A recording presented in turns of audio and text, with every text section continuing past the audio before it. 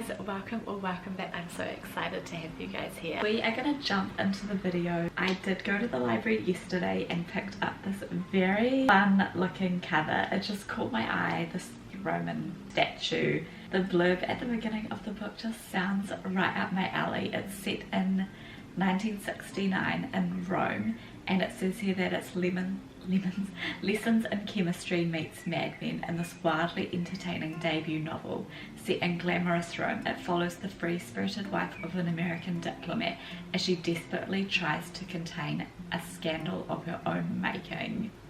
Doesn't that just sound really intriguing? And I think the colour matches my top. Not on purpose. Maybe a little. So we're gonna start reading Teddy. And yeah, if you've read it, let me know in the comments below. I would love to know if you've read this. It's got such high praise on the back. It says here by Ellery Lloyd that Teddy is a glitteringly glamorous and gossipy trip to the 1960s Rome with a chaotically charming protagonist and a transporting setting, all with a mystery at its heart. Dunlay's gorgeously immersive novel will fill a Lessons in Chemistry shaped hole on your shelf. I haven't read Lessons in Chemistry yet, but I'm very excited to. I gave a copy to my mum last year for Christmas, so I'm excited to read it this summer. If you like Lessons in Chemistry, this sounds like it's a book that's up your alley. And the cover is gorgeous. I've got my coffee, this coffee cup, at one of my favourite cafes. They have these coffee cups. Yesterday I went out for coffee with my friend and we went to Addington Coffee. They have their own coffee roaster. I bought some decaf coffee, made it at home, and it's got chocolatey undertones, and I put vanilla in it, and so it's like a smooth vanilla chocolate coffee. So I'm gonna enjoy my coffee, read my book. It's a good morning. One of Sarah's videos just came out. We're gonna start reading. I don't have much else to say, so without further ado, let's get into the video.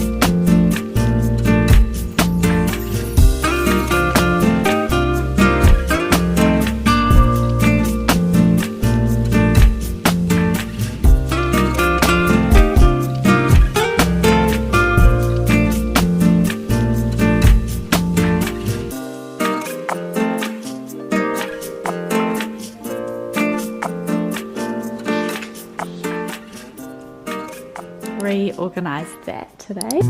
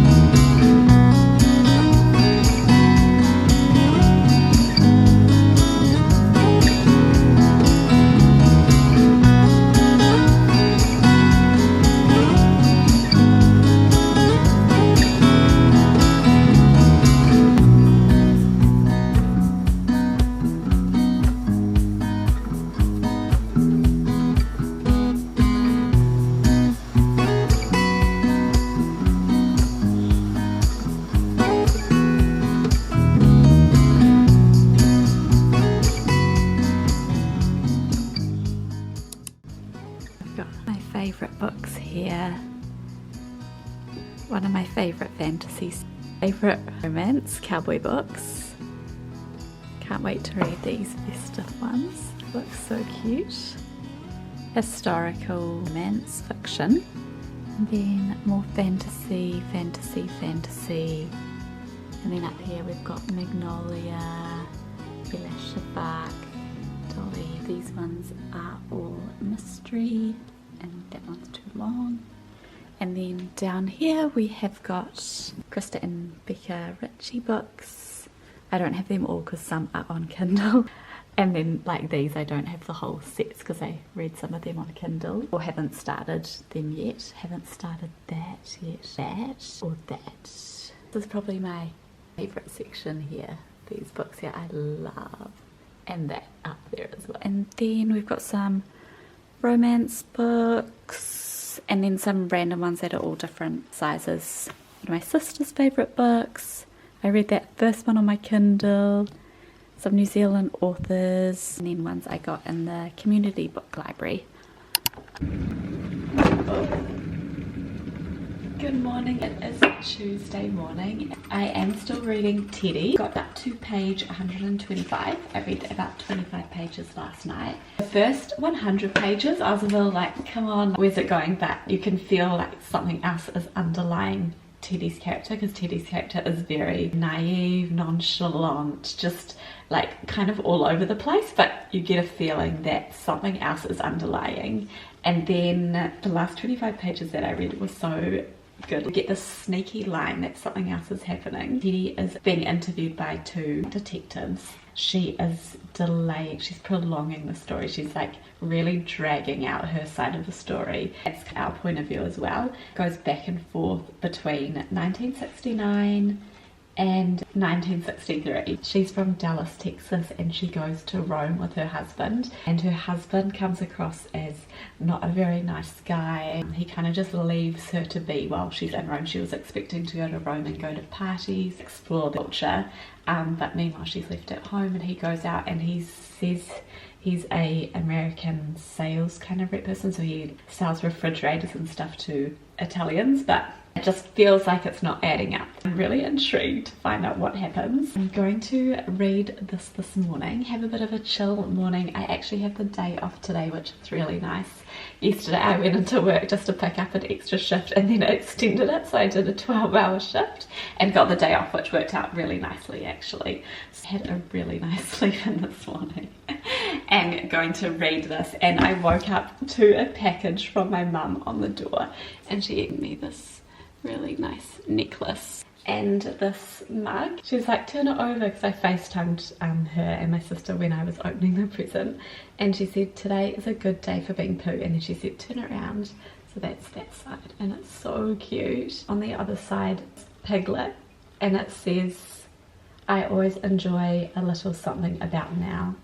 And it came with a cutie little teaspoon. I'm going to have a honey lemon drink in this cup, have a bit of a read, and then today is the 12th of November and it is the day of the release of Lost and Lassoed, the Rebel Blue Ranch released in New Zealand. I'm so excited. So we're going to pop down to the bookshop later and go have a look and see if they've got the book in stock. So without further ado, let's get into making a honey lemon drink.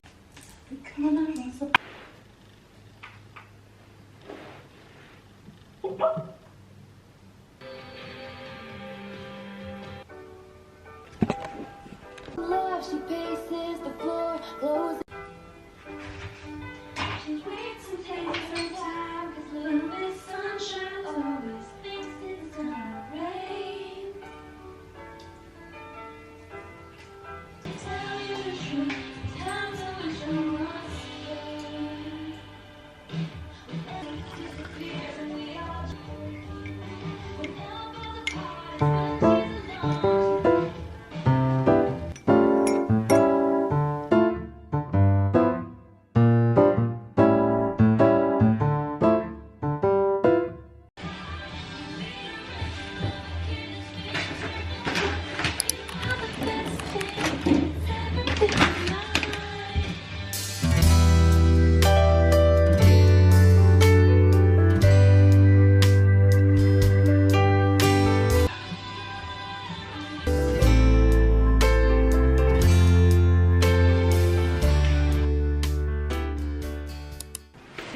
back from coffee and the bookshop. I went into weeklyreadingvlog. I didn't have it on the shelf, so I asked. I said they had 3 in stock. The lady was looking around on the romance section, on the new releases, and then she went out back and had it. The cover is even prettier in real life. I'm so excited to read this. I read a little bit more and it's feeling like very vintagey inspired, like I feel like it's Great Gatsby inspired, or that kind of writing. We've been transported back into the 1960s in Rome, so really enjoying this and excited to have this book. And then on the way home they also popped into Cotton On and they had $5 off this phone case, and I've got an 11, and so I thought that could be kind of fun, and we might actually print off a little Polaroid to stick in the back of the case. Maybe kind of like a summary one. So should we do that now? We do nature stuff. While that's loading the apps, I also popped into the library and they had Sallyrooney's new book on the new releases. My friend loves Sallyrooney and I think she's read Normal People so many times. She said maybe 8 times. And I asked her if she read this one. She said, duh. So I picked it up from the library and am excited to read this. What's it about? Exquisitely moving story about grief, love and family, but especially love from the global phenomenon Sallyrooney. Peter is a Dublin lawyer in his 30s, successful, competent and apparently unassailable. I don't know what that means, gonna have to look it up. In the wake of their father's death, he's medicating himself to sleep, struggle manage relationships to very different women. Ivan is a 22-year-old competitive chess player. He has also seen himself socially awkward loner, antithesis of glib elder brother. Now, early bereavement. For 2 grieving brothers and the people they love, this is a new interlude, a period of desire, despair and possibility, a chance to find out how much fun life might hold inside itself without breaking. Oh, that sounds quite good.